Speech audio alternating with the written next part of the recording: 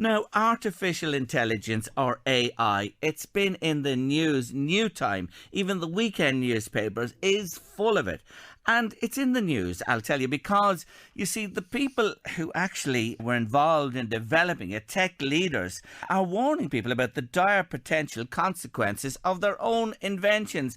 But is it to be feared, or will it enhance life for humankind? Well, we're going to talk about it for the next while with Mark Kelly. He's the Director of Relationship Management with AI Ireland. Mark, great to have you with us on the show. Thank you very much. Thank you very much for speaking with me today. No, and you with us. I do appreciate it. Look, for our listeners here on Late Lunch on LMFM, artificial intelligence, it's not a new thing. It's embedded in a lot of our lives already. Give us some examples. The best example I'd probably share is Netflix. So when people are using Netflix, you are getting recommended from a recommendation engine. So the shows that you watch, let's say you give them a like, thumbs up or thumbs down, or how much of a show you watch, or how much of a many series that you watch, everything that you will be actually shared with in the future is based on your previous watch history, but also your demographics, your location. So nobody has the same Netflix experience. It's all based on personalization.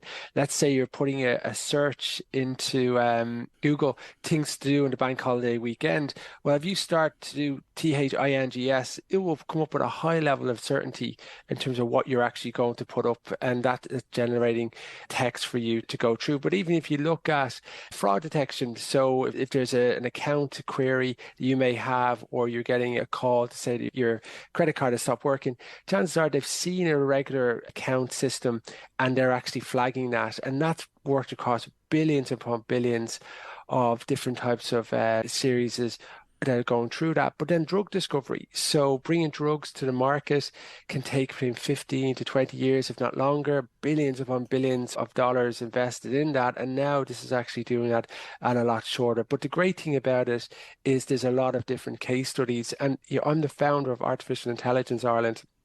And we have over 100 podcasts available for people to listen to case studies in action that actually share how AI has been used in Ireland. And each year we have the November AI Awards, and we've had that for 5 years now. And we have over 400 case studies about how companies have been able to utilize an AI in Ireland and abroad.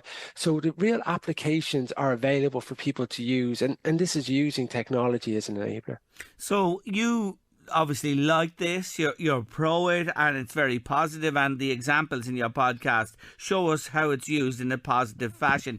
It strikes me that AI has been invented by mankind, so one of the fears is that it'll take over from us, that it'll control us, control everything on the planet.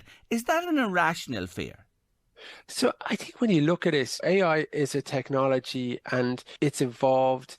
I suppose in the last 9 months, it has exploded. So I've been in this field for 5 years. I've interviewed over 400 leaders in AI, and not one of those leaders have said we would be where we're at. So we're definitely at a turning point. Now, what's nice about living in Europe is we have the European Union that's very focused around having guardrails around this, and we've set up an AI Act that's become a step closer, because it's now going to be passed in the coming months, which means that it's going to take into consideration the limitations and the biases that AI has. And it's going to mean that if you're going to use an AI product, you have to be mindful that it has to pass certain criteria. The easiest way I'd explain that would be like a safety mark if you're selling like kind of electrical type product. So there's a lot of different biases, and the algorithm, is based in certain cases on information that isn't true. So we have to take all that into consideration when we're using this. And same way if you do a Google search and information comes up, you don't take that as the absolute truth. You need to understand that it could actually drop down. So what you have is people can see the positive impact and how it can actually positively impact people's lives, but also there's people that's flagging it as the challenges and adversarial effect in terms of privacy and making sure that's actually used for good. And people don't necessarily know where this AI tool will go, because we're at this kind of point where it's been a lot of positive case studies, but people are concerned that it could go into negative hands. And this is why the AI Act And different countries are putting this into place because they want to add some type of regulation to this and let people use it. Then the nice thing about ChatGPT is because it becomes so popular and people are utilizing it, it's really bringing a national conversation. And this is what I want. I want to have a national conversation where people are talking about the advancements and how we're actually going to be able to utilize this, and ultimately how to help improve society about how we actually see it day to day. Yes, so what you're saying, there are potential dangers here that the EU is legislating for now, but it couldn't take over. I just want to come back to that point again. Can mankind invent something that could actually, destroy mankind? Is that possible with AI? So let's be clear. So as much as advanced AI and ChatGPT and Baird AI and these things are incredible at the moment, what we have to look at is OpenAI has been able to put a user base on a technology that's been around for years, which is fantastic because it's letting people try it and utilize it. New case studies are coming together, and it does sound intelligent, but it's not sentient, right? So Yes. we need to understand that it's not sentient. Yeah. And what we're trying to use for this technology is making people's lives easier, Mm. making it able to actually do business more effectively, be able to, if like you're a teacher, you can gather research, you can create a class plan, you can do so many different things to add value. And what you want to try to do is make sure that you don't go past the mark where you're concerned that this isn't going to add value, but next to be turned into negatively. The concern people have with AI is it doesn't learn like we learn, like exponentially, this grows so quickly that the world, once it's out of, I suppose, the genie and the bottle, once it's out, you're kind of concerned that will you ever get it back? And this is the importance of having different stakeholders and society involved in having guardrails, having people knowing that when you're building it, you've got privacy by design, and you're actually thinking about the long-term impact of technology rather than actually just getting it out there and actually not being mindful. And luckily, where we live, this is front and center of the agenda, and it's something that gives me great confidence about it as well. And I know you say, well, we live in Europe. It's just that you worry about perhaps other parts of the world and what people might do with it. But here's the thing. Sentience is very important because you can't perceive or feel things. But yet, the intelligence is the other aspect of that. But that gives me perhaps a little comfort as I hear what you say. The other big worry about this is, and it's all over the place as well, all the job losses are going to be ginormous across industry, business and the world.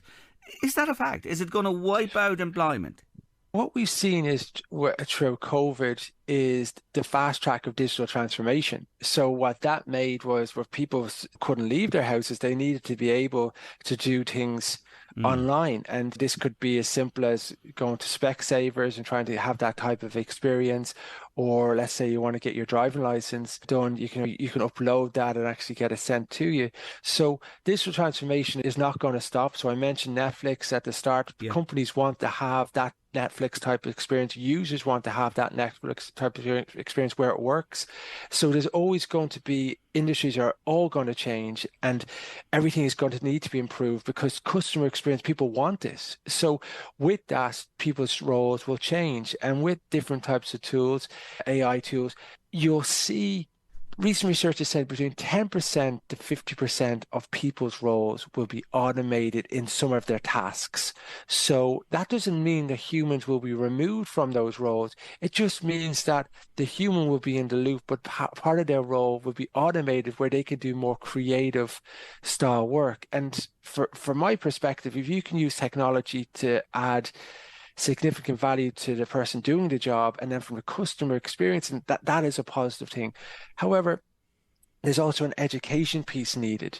Digital dexterity for all is really important. And when we created AI Ireland, that was the main purpose, was to let people know about that for the older generation, to make sure that they're actually embracing this technology. Because as much as people are hearing the buzzwords, I want people to feel comfortable around how to start to use it, how to engage with it, what are the pluses, what are the minuses. And part of that is also education, just in terms of taking a short course, watching a tutorial, trying to think, how can I significantly add value to my job and how can I add value to the role I do? The nice thing about AI, though, is it's moved away from you have to be a dedicated programmer to get a value from this.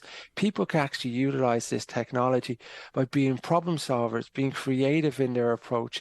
And there's a huge opportunity to generate jobs about that. And Ireland's in a really nice position to be a leader in this area in terms of setting its stall out to actually generate more jobs than losses. So I'd be more focused about the possible jobs that you'll be able to create. And for a lot of the jobs that would be automated or spoken about automated, it's because there isn't a skill set out there to deliver on those jobs. So they actually need to create different types of tools to actually automate those tasks.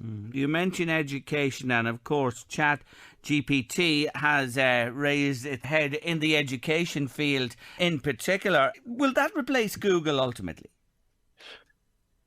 If you'd asked me 6 months to 9 months ago, would I see Google search being overtaken the next 2, 3 years, 4, 5 years? I was like, no, not a chance. But from using ChatGPT personally, I found it to be absolutely incredible to use. So I can't see why people will continue using Google search in the years to come because ChatGPT is so much more advanced.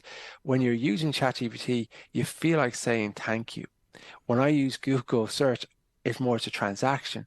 So the emphasis now is how does Google step back up? And Google have got involved with Baird AI, and this is their equivalent to ChatGPT. So there's still a long way to go, but how we interact with this technology and how we interact with searching and how we interact with our day-to-day will change. And I expect in the next year to 18 months, we will have a Google style or Microsoft style assistant where you will be able to have a personalized journey. So, for example, if you want to somebody reminding you how to do a cooking lesson or giving you some advice on your fitness goals or how you're actually planning that trip abroad, your itinerary, using plugins to enable an airline service such as Ryanair to choose your ticket, or if your phone gets misplaced or broken, rather than you have to go through all that process, you'll be able to get a chatbot to be able to manage through that process for you in a really straightforward way. And that's the way it's going to be. And even now, when we're actually doing a Google search, chances are we'll speak into it rather than actually do the typing. Or if we're watching a TV program or using our smart TV, we can speak. So that was a start to evolve. I see the next 6 to 12 months as being truly groundbreaking in terms of how quickly it will evolve. But we all need to be available to go on that journey. And step one is just open our eyes to starting to use some of these tools. Misinformation has been a big issue for the social media platforms. Will it be a challenge in this area too? You've seen the way that's been manipulated around the world to peddle lies, to be honest with you, in many instances. Where does that fit with AI? And that's a real challenge. People understand that's a challenge, and it's something that the whole industry needs to work on. Fairness, transparency, explainability, that has to be the foundation of this, because if it doesn't, people won't believe in it, they'll mistrust it, and that's going to push AI products further down the line because people just won't want to try to engage in it. And this is where the regulation has to come in to make sure that there's a barrier for people actually working on negative misinformation and putting it across, because that's not a society I want to live in.